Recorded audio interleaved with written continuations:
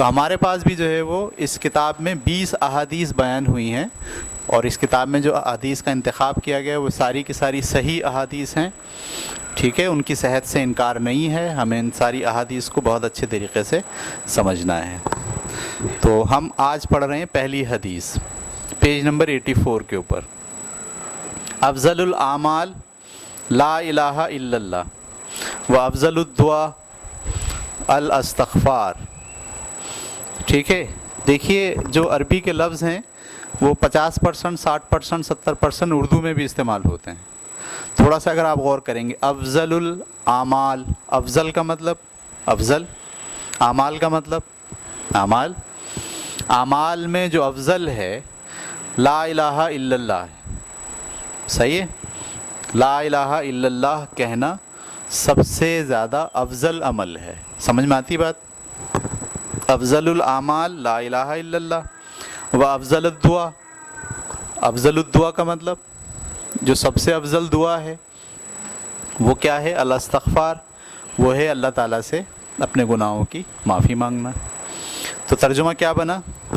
سب سے زیادہ فضیلت والا عمل لا الہ الا اللہ اور بہترین دعا استغفار ہے، ٹھیک ہے۔ سب سے بہترین عمل لا الہ الا اللہ ہے اور سب سے بہترین دعا استغفار ہے۔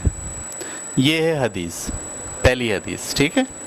آسان ہے، افضل الدعا، افضل الاعمال لا الہ الا اللہ، افضل الدعا الاستغفار، ٹھیک ہے۔ اچھا، اب تھوڑا سا اس کو ہم سوچتے ہیں کہ یہ افضل الاعمال لا الہ الا اللہ کیسے ہو گیا؟ سب سے بہترین عمل کیا ہے؟ ہم تو سوچتے ہیں سب سے بہترین عمل نماز ہے، ہم تو یہ سوچ سکتے ہیں کہ بھئی سب سے بہترین عمل حج ہے، اس کا سب سے زیادہ ثواب ملتا ہے۔ لیکن یہاں پر محمد صلی اللہ علیہ وسلم کیا کہہ رہے ہیں کہ سب سے بہترین عمل دراصل لا الہ الا اللہ ہے۔ اس کا مطلب یہ ہے اصل میں جو لا الہ الا اللہ ہے اس کو آپ کو سمجھنا پڑے گا، ٹھیک ہے۔ اس میں لفظ ہے لا، لا کا مطلب ہوتا ہے نہیں، اور اگلا لفظ ہے الہ۔ الہ کیا ہوتا ہے؟ لا الہ، کوئی الہ نہیں ہے، ٹھیک ہے۔ الہ کا مطلب عربی زبان میں جب انسان خوش ہو، غم ہو، پریشانی میں ہو، مشکل میں ہو، ٹھیک ہے، شادی ہو رہی ہے اس کی، ٹھیک ہے، اس کے گھر میں غم ہو جائے، روزی رزق کا مسئلہ آ جائے، پریشانی آ جائے، خوشحالی آ جائے، ہر حال میں جو پہلی شخصیت آپ کے ذہن میں آتی ہے اسے کہتے ہیں الہ، ٹھیک ہے۔ مثال کے طور پر میں بیمار پڑ گیا، اب پہلی چیز میرے دماغ میں ڈاکٹر آ رہی ہے، تو ڈاکٹر میرا الہ ہے۔ پہلی چیز میرے دماغ میں آ رہی ہے کہ پیراسیٹامول کھا لوں، پیناڈول کھا لوں۔ تو تکلیف میں، پریشانی میں، رنج میں، دکھ میں، خوشی میں جو پہلا خیال جس چیز کا آپ کو آتا ہے اس چیز کو ہم کہتے ہیں الہ۔ اور یہاں لکھا ہوا ہے لا الہ، الہ کوئی نہیں ہے الا اللہ، سوائے اللہ کے۔ یہ ہے بنیادی تصور۔ انسان جب یہاں سے سوچتا ہے کہ میرا الہ صرف اللہ ہے تو دراصل پھر اس کی ساری بنیاد صحیح جگہ پر کھڑی ہو جاتی ہے۔ جب وہ اپنے آپ کو خدا کے حوالے کر دیتا ہے، رنج میں، دکھ میں، پریشانی میں، خوشی میں، غم میں، ہر حال میں اس کا تعلق جڑا ہو کس کے ساتھ؟ اللہ کے ساتھ، تو پھر وہ ایک صحیح مسلمان ہوتا ہے۔ اس یقین اور اس اعتقاد کے بعد پھر جب مسلمان نماز پڑھتا ہے، پھر جب روزے رکھتا ہے، ٹھیک ہے، اچھا اس کو یہ یقین ہی نہ ہو، وہ خدا کو شامل حال کرتا ہی نہ ہو، صحیح ہے، اس کے لیے خدا معبود ہی نہ ہو، اس کے لیے خدا پہلا خیال ہی نہ ہو، رنج میں، تکلیف میں، دکھ میں، پریشانی میں، تو اب وہ جو نماز پڑھ رہا ہے، روزے رکھ رہا ہے، وہ کیا ہے؟ رسم ہے، زمانے کی رسم ہے۔ جیسے شادی میں رسمیں ہوتی ہیں ایسے ہی مذہب میں بھی کچھ رسمیں ہیں، تو وہ رسمیں ادا کر رہا ہے، لیکن دل اور دماغ اس کا خدا کے ساتھ جڑا ہوا نہیں ہے. ٹھیک ہے، اسی لیے محمد صلی اللہ علیہ وسلم نے اس بات پر زور دیا. بہترین جو پہلا عمل ہے تمہارا وہ کیا ہے؟ اس بات کا یقین کہ تم خدا کے ساتھ اپنے تعلق کو جوڑ لو. زندگی کے ہر معاملے میں، مشکل میں، پریشانی میں، دکھ میں، غم میں، تمہارے ساتھ تمہارے رب کا تعلق جڑا ہوا. صحیح ہے. آدمی ہر لمحہ یہ تصور کرتا ہو کہ میں اکیلا نہیں ہوں، میرے ساتھ میرا خدا ہے.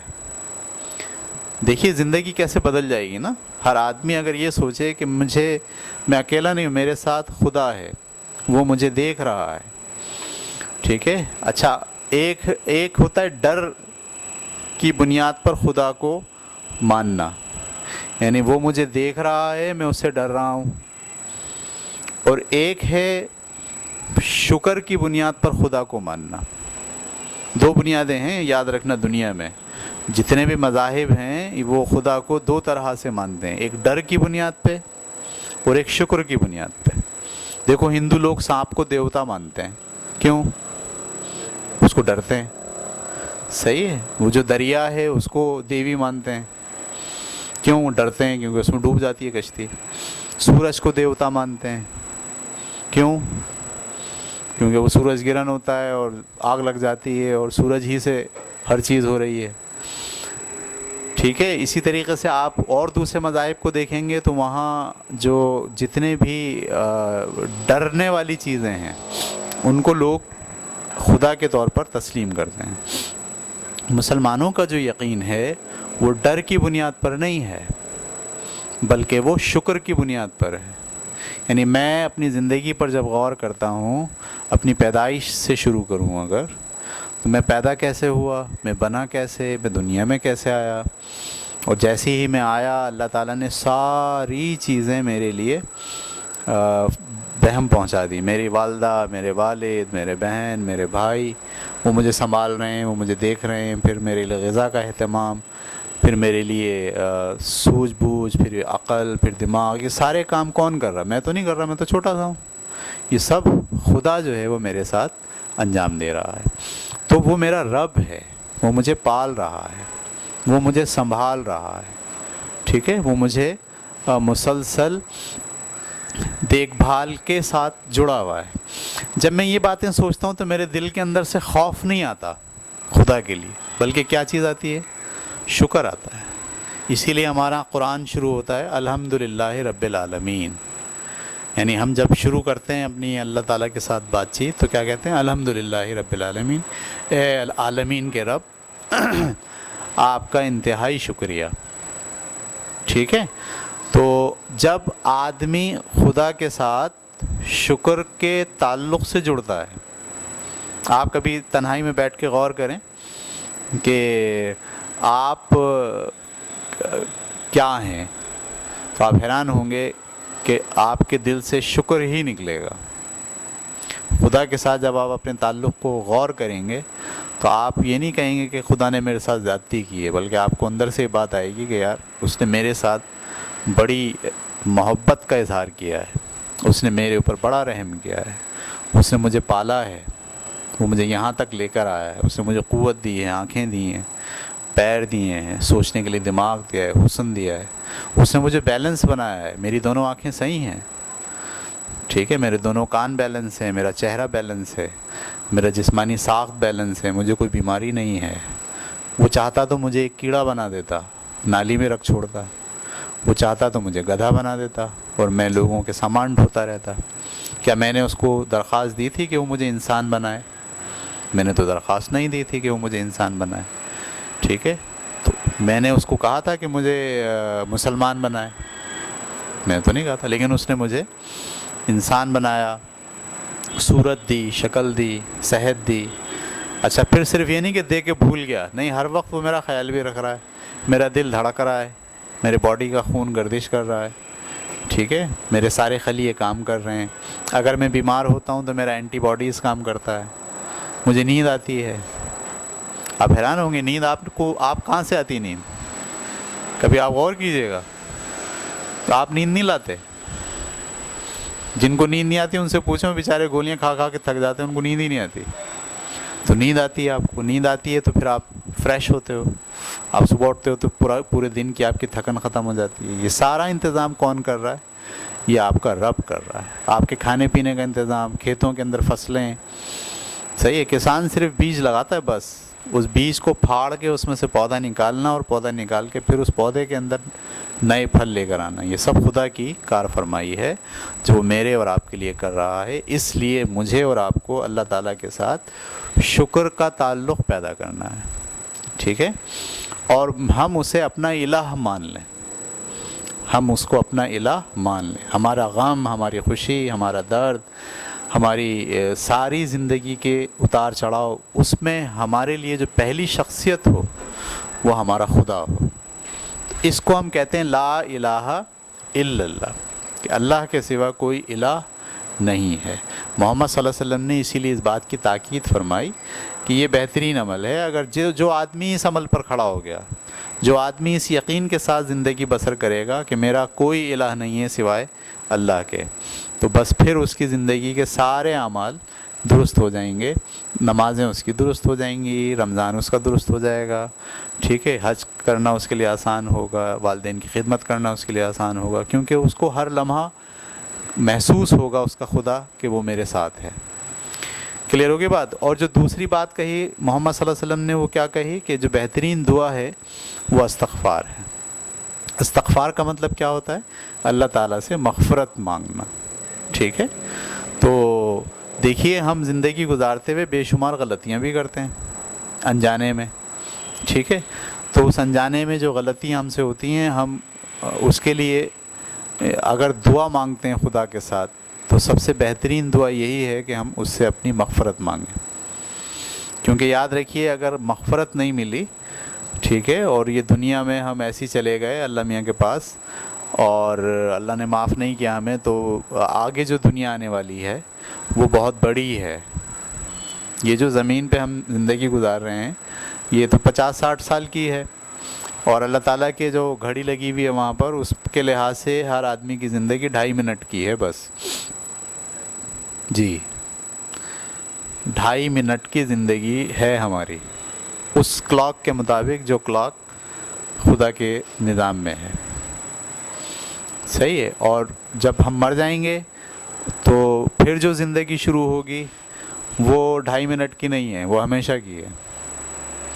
تو وہ جو ہمیشہ کی زندگی ہے، یا تو وہ بہترین ہے نعمتوں کے ساتھ، یا پھر وہ بہت خراب ہے مشقتوں کے ساتھ، ٹھیک ہے؟ تو اگر ہماری وہ والی زندگی خراب ہو جائے، اس میں ہمیں مشقت پڑ جائے اور ہمیشہ کی مشقت پڑ جائے، ٹھیک ہے، تو ہمارا تو سمجھ لو زندگی گزارنے کا مقصد فیل ہو گیا. اسی لیے محمد صلی اللہ علیہ وسلم نے فرمایا کہ آپ دنیا میں رہتے ہوئے خدا سے استغفار مانگا کریں، مغفرت مانگا کریں، کیونکہ آپ سے غلطیاں ہو رہی ہیں اور خدا معاف کرنے والا ہے. آپ بار بار کہیے اے اللہ مجھے معاف فرما دیجیے، اے اللہ مجھے معاف کر دے.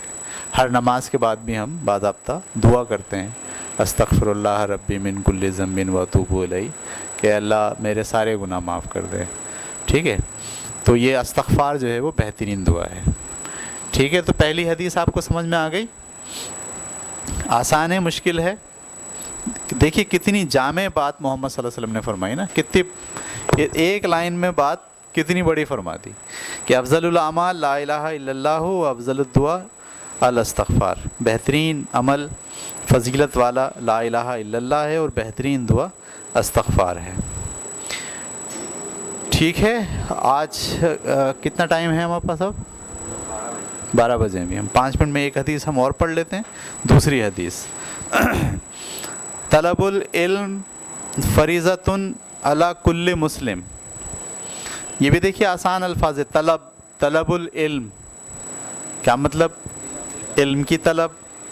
فریضۃً فریضہ ہے، فرض ہے. علم کی طلب فرض ہے. علی کل مسلم، کل کا مطلب کل، ٹوٹل، سارے. مسلم کا مطلب مسلمان، تمام مسلمانوں پر علم حاصل کرنا فرض ہے. تو علم کی طلب ہر مسلمان پر فرض ہے، یہ اس کے معنی ہوئے. ٹھیک ہے، معنی اسی میں موجود ہوتے ہیں. ٹھیک ہے، اگر آپ تھوڑا سا غور کریں گے، طلب العلم کا مطلب علم کی طلب فریضۃ فرض ہے علی کل مسلم، سارے مسلمانوں پر. تو سارے مسلمانوں پر علم حاصل کرنا فرض ہے. یہ حدیث محمد صلی اللہ علیہ وسلم نے بیان کی. تو بہت جامع بات ہے، اور یہ بات ہم کو سمجھنی چاہیے کہ ہمارے نبی نے ہمیں علم حاصل کرنے کے لیے زور دیا ہے. ہمارے مذہب نے علم حاصل کرنے پر زور دیا ہے. ٹھیک ہے، ایسے نہیں رہ سکتے ہم. صحیح، علم کا زور ہے. علم حاصل کرنے کے لیے آپ کو خوب محنت کرنی ہے. دیکھیے، خدا کے اس نظام کو وہی سمجھے گا جو علم حاصل کرے گا. قرآن کون سمجھے گا؟ ایک عام آدمی تو نہیں سمجھ سکے گا نا، جس کو علم نہیں ہو. موٹی موٹی باتیں تو سمجھ لے گا، لیکن اس کی جو احکامات ہیں اور گہری باتیں ہیں وہ نہیں سمجھ پائے گا. اسی طریقے سے اس پوری کائنات کو بھی وہی سمجھے گا، اپنی زندگی کے مقصد کو بھی وہی سمجھے گا جس کے پاس علم ہوگا.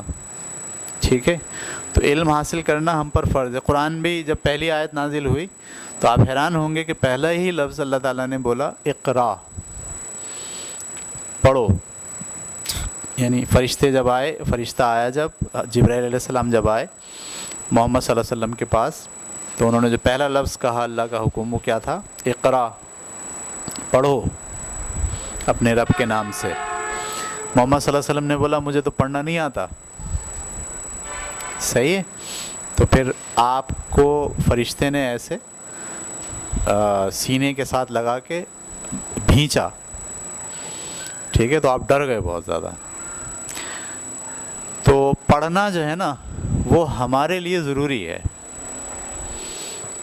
صحیح، زندگی اور موت کا مسئلہ ہے پڑھنا.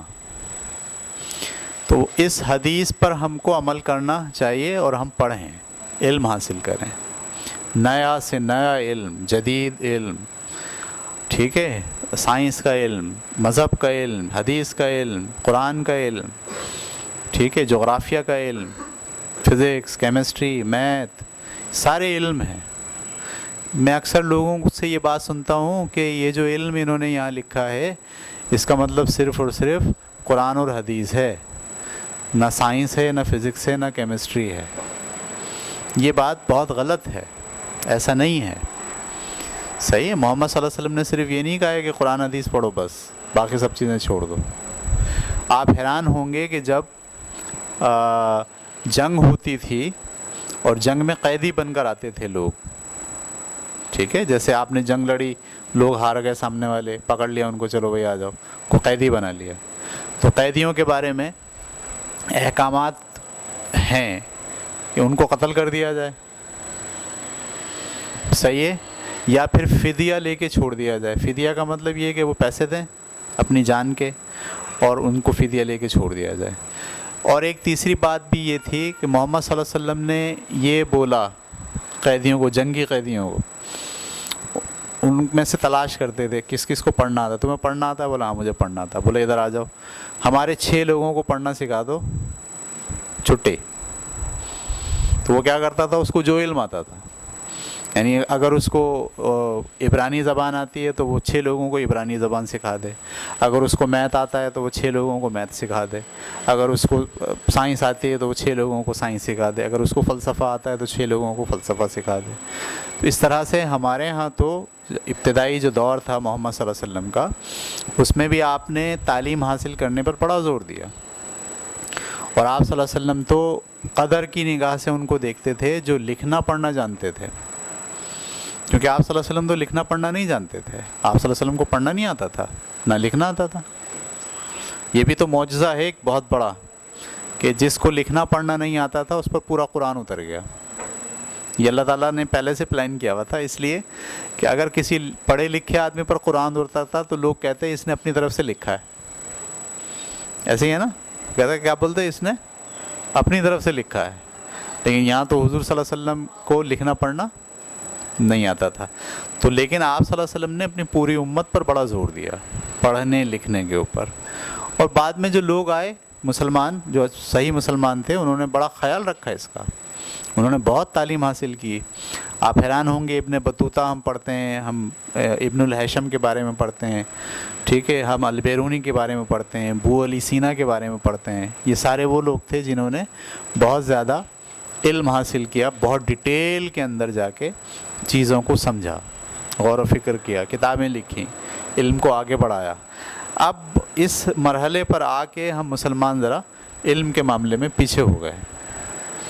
اس وقت اگر آپ دیکھیے کہ پچھلے 500 سال میں اگر مسلمانوں کا کوئی ایک کارنامہ پوچھا جائے کہ بھائی انہوں نے کیا کارنامہ انجام دیا تعلیم کے سلسلے میں، تو بڑی مایوسی ہوتی ہے. ٹھیک ہے، دنیا کی جو بڑی یونیورسٹیز ہیں 50، ان میں پاکستان کی ایک بھی یونیورسٹی نہیں ہے.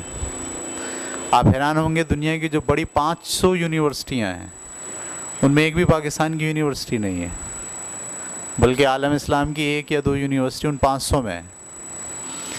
دنیا کی بڑی 50 یونیورسٹیوں میں ایک بھی مسلمان یونیورسٹی نہیں ہے. سمجھ رہے ہیں آپ؟ پوری دنیا کے مسلمان اپنے بچوں کو پڑھانے کے لیے تعلیم پر جتنا خرچہ کرتے ہیں، پوری دنیا کے مسلمان 57 ممالک، وہ خرچہ جو مل کے کرتے ہیں ساری مسلمان دنیا، وہ خرچہ صرف امریکہ جو خرچہ کرتا ہے اپنے بچوں کو پڑھانے کے لیے اس سے بھی کم ہے. سمجھ رہے ہیں آپ؟ تو جو قومیں اپنے بچوں کو پڑھاتی ہیں، تعلیم کے اوپر جن کی توجہ ہوتی ہے، نگاہ ہوتی ہے، وہی قومیں پھر آگے بڑھتی ہیں اور وہی قومیں دنیا پر حکومت کرتی ہیں. ہمارا آپ کا مسئلہ یہی ہوا کہ ہمارے لیے اب تعلیم پہلا جو ہے ترجیح نہیں ہے. ہمارے لیے اول بات تعلیم نہیں ہے. آپ بھی دیکھیے، آپ گھر جاتے ہیں، آپ 24 گھنٹے کیسے گزارتے ہیں؟ 24 گھنٹوں میں کتنے گھنٹے آپ پڑھتے ہیں؟ ٹھیک ہے، میں اکثر ایک بات کہتا ہوں کہ جن کو پڑھنا لکھنا آ جائے اس کے باوجود وہ روزانہ کچھ نہ پڑھیں تو ان میں اور جاہلوں میں کوئی فرق نہیں ہے. جو جاہل ہے، جس کو لکھنا پڑھنا نہیں آتا، وہ تو بیچارہ پڑھتا ہی نہیں ہے. اور جن کو پڑھنا لکھنا آ گیا، آپ کو پڑھنا لکھنا آ گیا، تو آپ روزانہ کیا پڑھتے ہیں؟ سوال یہ ہے نا کہ کوئی کتاب ہے جس کو آپ پڑھتے ہیں؟ تو آپ بھی نہیں پڑھتے. آپ کو لکھنا پڑھنا آتا ہے لیکن آپ نہیں پڑھتے، اور جن کو لکھنا پڑھنا نہیں آتا وہ بھی نہیں پڑھتے. تو آپ میں یعنی جو لوگ جو پڑھنا لکھنا جانتے ہیں اور نہیں پڑھتے، ان میں اور جاہلوں میں کوئی فرق نہیں ہے. اس لیے پیارے بچوں، آپ سب کوشش کرائیں کہ کوئی نہ کوئی کتاب ضرور پڑھیں. آپ کے مطالعے میں ہر وقت کوئی نہ کوئی کتاب ہو. میں آپ سے پوچھوں آپ کیا پڑھ رہے ہو؟ آپ بتائیں سر. ہم آج کل یہ والا ناول پڑھ رہے ہیں، یہ والی کہانی پڑھ رہے ہیں، ہم اسلام کی تاریخ پڑھ رہے ہیں، ٹھیک ہے، ہم جو ہے وہ افسانہ پڑھ رہے ہیں، ہم ڈرامہ پڑھ رہے ہیں، ہم میتھ پڑھ رہے ہیں، اس کے بارے میں سیکھ رہے ہیں، ٹھیک ہے، ہم جغرافیہ کے بارے میں مطالعہ کر رہے ہیں. تو جو لوگ پڑھیں گے وہ آگے بڑھیں گے، اور جو نہیں پڑھیں گے وہ آگے نہیں بڑھیں گے. یہ بھی آپ کے اوپر فرض ہے. اور اس کا فرض کا مطلب یہ ہے کہ سوال ہوگا قیامت کے دن. جیسے نماز فرض ہے، اس کا بھی سوال ہوگا کہ پڑھی نہیں پڑھی. ایسے ہی علم حاصل کرنا بھی ہر مسلمان مرد عورت پر فرض ہے. اس کا بھی سوال اللہ تعالیٰ پوچھیں گے کہ بھئی علم حاصل کیوں نہیں کیا؟ کیا وجہ تھی؟ وسائل نہیں تھے، ذرائع نہیں تھے، پیسے نہیں تھے، استاد نہیں تھے، اسکول نہیں تھے، کتابیں نہیں تھیں، کیا مسئلہ تھا؟ ابھی تو کوئی مسئلہ نہیں ہے. ابھی تو آپ کے پاس موبائل ہے، پوری دنیا بھر کی کتابیں اس میں موجود ہیں، لیکن آپ وہ ساری کتابیں چھوڑ کے پب جی کھیلو. تو پھر یہ جواب آپ کو دینا پڑے گا کہ بھئی آپ کے پاس سب چیزیں تھیں، وسائل تھے، اس کے باوجود آپ نے کیوں نہیں پڑھا؟ ہیں ویڈیوز آج کل آپ کے پاس تو اتنے وسائل ہیں، اور ایک سے ایک ویڈیوز آپ کو مل جائیں گی جو آپ پڑھنا چاہتے ہیں، جو آپ سیکھنا چاہتے ہیں. سائنس، فزکس، کیمسٹری، میتھ، فلسفہ، لیکچرز، اسلامیات، ہر چیز آپ کو انٹرنیٹ پہ دستیاب ہے. کتابیں آپ کو دستیاب ہیں. آپ کو اگر سمجھ میں نہیں آتا ہم کیسے ڈھونڈیں مجھے بتائیے، میں ڈھونڈ کے دیتا ہوں آپ کو، میں واٹس اپ کرتا ہوں آپ کو کتابیں، یہ کتاب پڑھیں، یہ کتاب پڑھیں، ٹھیک ہے؟ تو بیٹا مطالعہ کریں، جس قدر آپ مطالعہ کریں گے اس قدر آپ اس حدیث کو عمل کرنے والے بنیں گے۔ آپ اگر نہیں پڑھتے، مطالعہ نہیں کرتے، تو دراصل آپ اپنے نبی کی بات ماننے کے لیے تیار نہیں ہیں۔ صحیح ہے؟ ہمارے ہاں عاشق رسول تو ہم بن جاتے ہیں فوراً، اور نعت پڑھنا اور گانے گانا اور میوزک کے ساتھ اور ڈھول تماشے کرنا، اس کو ہم کہتے ہیں عشق رسول، لیکن محمد صلی اللہ علیہ وسلم کی جو بات ہے اس کو نہیں مانتے، ٹھیک ہے؟ تو محمد صلی اللہ علیہ وسلم کی بات کو مانیے۔ آپ صلی اللہ علیہ وسلم ہمارے رسول ہیں، آخری رسول ہیں، ہمارے لیڈر ہیں، جو بات وہ کہہ رہے ہیں وہ بات بالکل ٹھیک ہے، اور اس کو ماننا ہماری ذمہ داری ہے۔ تو سب بچے یہ ذہن بنا لیں کہ اب ہم روزانہ کچھ نہ کچھ پڑھیں گے، لطیفے پڑھیے، پہیلیاں پڑھیے، آج کل تو فیس بک کو بھی پڑھیں، لیکن فیس بک کی جو پوسٹ ہیں اچھی پڑھنے والی، ایسے گروپ کو جوائن کیجئے جہاں سارے لوگ سمجھدار ہیں، ایسے گروپ کو جوائن نہیں کیجئے جہاں فن ہے، جہاں صرف اور صرف جو ہے وہ ٹک ٹاک شیئر ہو رہے ہیں، تو وہ آپ پڑھ نہیں رہے، پھر وہ آپ دراصل انٹرٹینمنٹ کی طرف چلے گئے۔ انٹرٹینمنٹ ایک الگ چیز ہے اور پڑھنا ایک الگ چیز ہے۔ واضح پتہ چل جاتا بھئی ہم پڑھ رہے ہیں یا انٹرٹینمنٹ میں ہیں۔ اسی طرح یوٹیوب پر آپ بیٹھے ہوئے ہیں تو وہاں پہ بھی دونوں باتیں ہیں، یا تو آپ انٹرٹینمنٹ دیکھ رہے ہیں یا پھر آپ پڑھ رہے ہیں۔ پڑھنے کے لیے بے شمار چیزیں ہیں، ٹھیک ہے؟ تو مجھے امید ہے کہ سارے بچے محمد صلی اللہ علیہ وسلم کی اس بات کو مانیں گے اور اس پر عمل کریں گے۔ تو 2 احادیث ہماری ہو گئی، انشاءاللہ کل کی کلاس میں ہم 2 احادیث اور پڑھیں گے۔ اوکے۔